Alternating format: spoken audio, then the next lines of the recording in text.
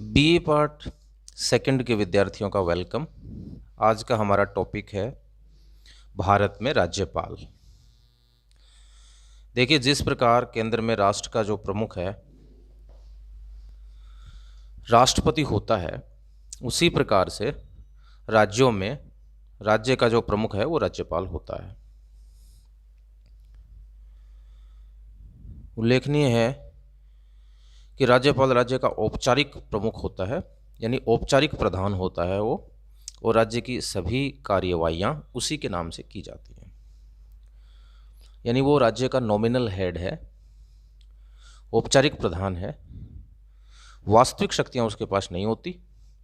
हालांकि राज्य की जो सभी कार्यवाही हैं वो उसी के नाम से की जाती हैं।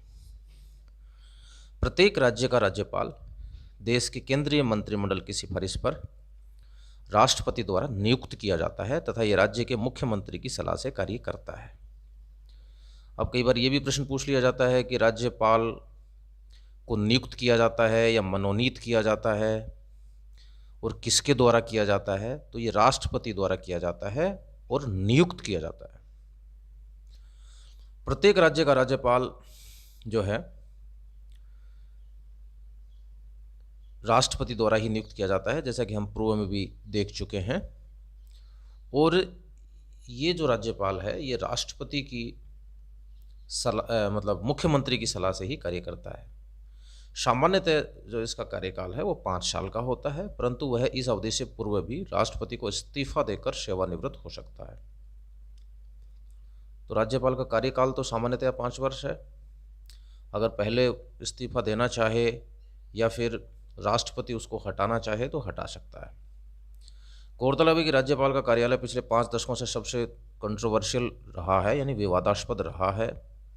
यह विवाद 1959 में राज्य और केंद्र सरकार के बीच राजनीतिक मतभेद के कारण केरल के तत्कालीन राज्यपाल द्वारा केरल सरकार की बर्खास्तगी से शुरू हुआ था। इस विवाद ने 1967 में उत्तरी राज्यों में कई गैर कांग्रेसी सरकारों के उभरने के बाद सबसे खराब रूप धारण कर लिया था।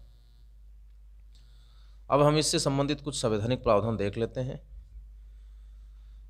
देखिए, अनुच्छेद 153 के मुताबिक देश में प्रत्येक राज्य का एक राज्यपाल होगा। साथ ही एक व्यक्ति को 2 या 2 से अधिक राज्यों के राज्यपाल के रूप में नियुक्त किया जा सकता है। तो ये 153 जो अनुच्छेद है भारतीय संविधान का, उसमें राज्यपाल के पद का उपबंध है। और एक व्यक्ति 2 या 2 से अधिक राज्यों का राज्यपाल भी हो सकता है। 155 के अनुसार राज्यपाल की नियुक्ति राष्ट्रपति द्वारा की जाती है।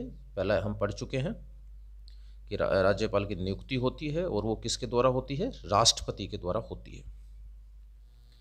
संविधान के अनुसार राज्यपाल राज्य के संवैधानिक प्रमुख और प्रतिनिधियों के रूप में कार्य करता है और वह भारतीय राजनीति की संघीय प्रणाली का हिस्सा है तथा संघ एवं राज्य सरकारों के बीच एक पुल का काम करता है। देखिए, बेसिकली राज्यपाल की 2 तरह की भूमिकाएं हैं। एक तो वो जो स्टेट होता है, राज्य प्रांत, उसके संवैधानिक प्रमुख के रूप में कार्य करता है, और दूसरी भूमिका है वो केंद्र के एजेंट के रूप में कार्य करता है। लेकिन जो पहली वाली भूमिका है उसको वो कम निभाता है, और जो दूसरी वाली भूमिका है केंद्र के एजेंट की भूमिका, उसको वो ज़्यादा निभाता रहा है व्यवहारिक रूप से। और तभी ये पद जो है कई दफ़ा जो है विवाद का कारण भी बनता है। संविधान के अनुच्छेद 157 और अनुच्छेद 158 में राज्यपाल के पद हेतु आवश्यक पात्रता निर्धारित की गई है। ये एलिजिबिलिटी है कि वह भारतीय नागरिक हो, उसकी आयु 35 वर्ष हो कम से कम, वह न तो संसद के किसी सदन का सदस्य हो और न ही राज्य विधायिका का, वह किसी लाभ के पद पर नहीं हो। तो ये उसकी कुछ शर्तें हैं पात्रता की। इसमें भारत का नागरिक होना चाहिए और एक उसकी जो न्यूनतम उम्र है वो 35 साल होनी चाहिए, और वो संसद के किसी भी सदन का जो है और न ही किसी राज्य विधायिका का सदस्य होना चाहिए, और लाभ के पद पर भी नहीं रहना चाहिए। संविधान का अनुच्छेद जो 163 है राज्यपाल को विवेकाधिकार शक्ति प्रदान करता है, अर्थात वह सविवेक संबंधी कार्यों में मंत्रिपरिषद की सलाह मानने हेतु बाध्य नहीं है। उसकी जो विवेकाधीन शक्तियां हैं वो इस प्रकार से हैं। जैसे यदि किसी दल को पूर्ण बहुमत नहीं मिलता है तो राज्यपाल मुख्यमंत्री के चयन में अपने विवेक का उपयोग कर सकता है। तो ये उसकी परिस्थितिजन्य विवेकीय शक्ति है। किसी दल को बहुमत सिद्ध करने हेतु कितना समय दिया जाना चाहिए, ये भी राज्यपाल के विवेक पर निर्भर करता है। वो टाइम कम या ज़्यादा दे सकता है। आपातकाल के दौरान वह मंत्रिपरिषद की सलाह मानने के लिए बाध्य नहीं होता। ऐसे समय में वह राष्ट्रपति के प्रतिनिधि के रूप में कार्य करता है और राज्य का वास्तविक शासक बन जाता है। राज्यपाल का चुनाव न तो सीधे आम लोगों द्वारा किया जाता है, जैसा हम पूर्व में देख चुके हैं, न कोई विशेष रूप से गठित उसका कोई निर्वाचक मंडल है जो उसका चुनाव करता है। इसकी नियुक्ति तो प्रत्यक्ष रूप से राष्ट्रपति करता है, इसीलिए उसको केंद्र सरकार का प्रतिनिधि भी बोलते हैं। संविधान निर्माण के समय जो मसौदा समिति ने यह निर्णय संविधान सभा पर छोड़ दिया था कि देश में राज्यपालों के लिए चुनाव किए जाने चाहिए या फिर उनका नामांकन किया जाना चाहिए। इस विषय पर फिर संविधान सभा का मानना था कि राज्यपालों के चयन के लिए चुनाव किया जाना चाहिए, परंतु राज्यपाल और मुख्यमंत्री की शक्तियों के बीच टकराव की आशंका ने राज्य में राज्यपाल के नामांकन की प्रणाली को जन्म दिया। क्योंकि अगर राज्यपाल भी निर्वाचित होगा तो फिर जो है मुख्यमंत्री और राज्यपाल इनमें टकराव की संभावना हो सकती है, इसलिए फिर राज्यपाल के निर्वाचन को नहीं अपनाया गया, उसकी नियुक्ति को अपनाया गया।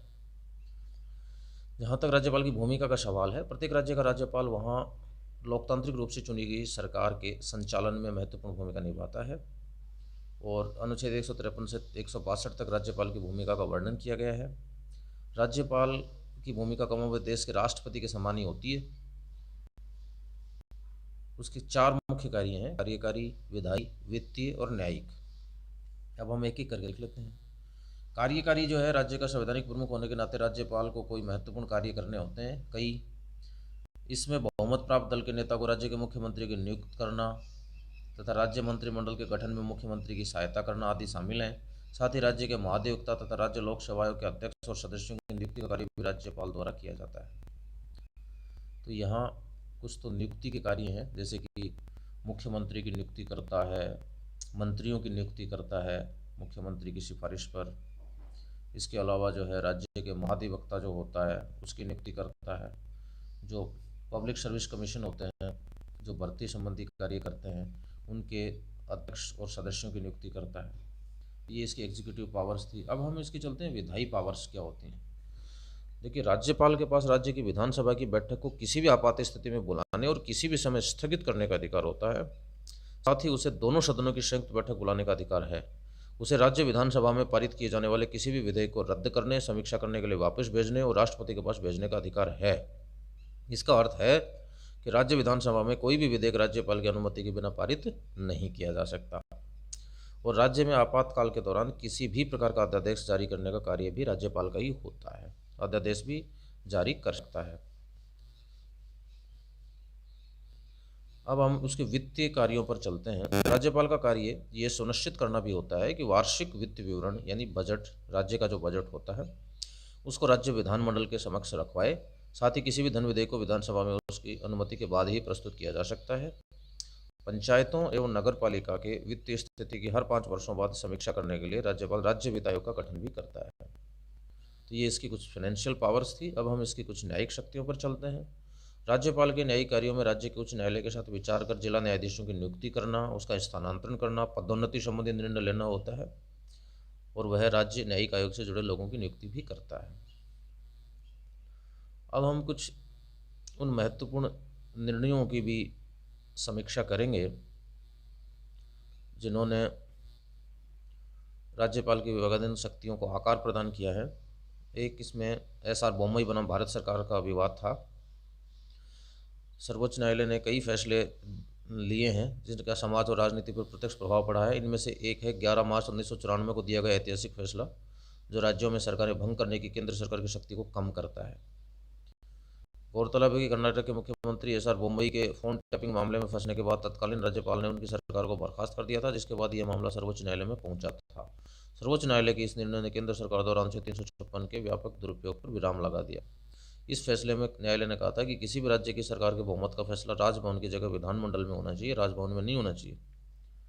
राष्ट्रपति शासन लगाने से पहले राज्य सरकार को शक्ति परीक्षण का मौका देना होगा।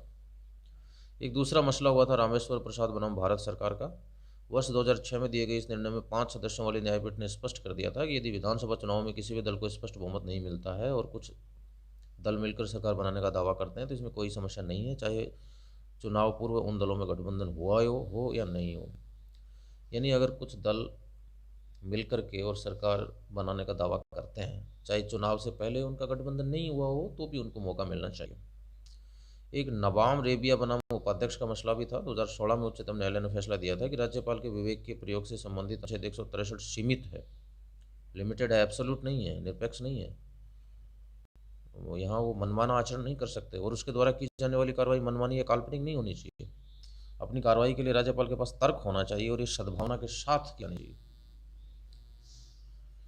अब कुछ सिफारिशें की हैं विभिन्न आयोगों और समितियों ने।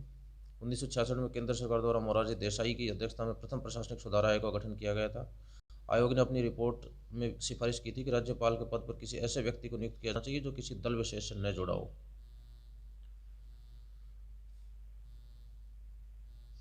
अब हम राज्यपाल के पद के महत्व की बात करते हैं। कई विशेषज्ञों का मानना है कि राज्यपाल का पद केंद्र और राज्यों के बीच एक महत्वपूर्ण कड़ी के रूप में है, जो देश के संघीय ढांचे को सुव्यवस्थित रूप से चलाने में मदद करता है, संघीय व्यवस्था को अनुरक्षित करता है।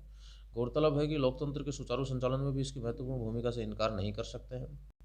क्योंकि हमारा देश राज्यों में विभाजित है, इसलिए कई जानकार जो हैं वो देश के राष्ट्रीय हित, अखंडता, आंतरिक सुरक्षा के लिए भी केंद्रीय पर्यवेक्षण की वकालत करते हैं, जिसके लिए राज्यपाल की आवश्यकता होगी।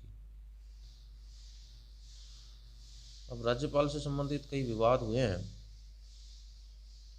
क्योंकि इसकी नियुक्ति केंद्र सरकार करती है, इसलिए वो केंद्र के इशारों पर कार्य करता है, और यदि केंद्र और राज्यों में एक दल की सरकार नहीं है तो काफ़ी समस्याएं आ जाती हैं। कई मामलों में एक विशेष राजनीतिक विचारधारा के साथ जाने माने राजनेता और पूर्व नौकरशाह को इस सरकार द्वारा राज्यपाल के रूप में नियुक्त किया जाता है। गौरतलब है कि इसके परिणामस्वरूप कई बार राज्यपालों को पक्षपात करते हुए देखा गया है। ऐसे कई उदाहरण मिलते हैं।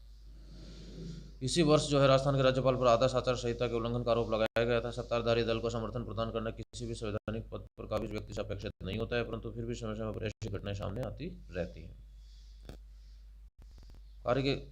कार्यकाल की समाप्ति से पहले ही राज्यपाल को पद से हटाना भी हाल ही के दिनों में एक महत्वपूर्ण मुद्दा रहा है। राज्यपाल को इस आधार पर नहीं हटाया जा सकता कि वह केंद्र की सत्ता में मौजूद दल की नीतियों और विचारधाराओं के साथ तालमेल नहीं रखता हो। धन्यवाद।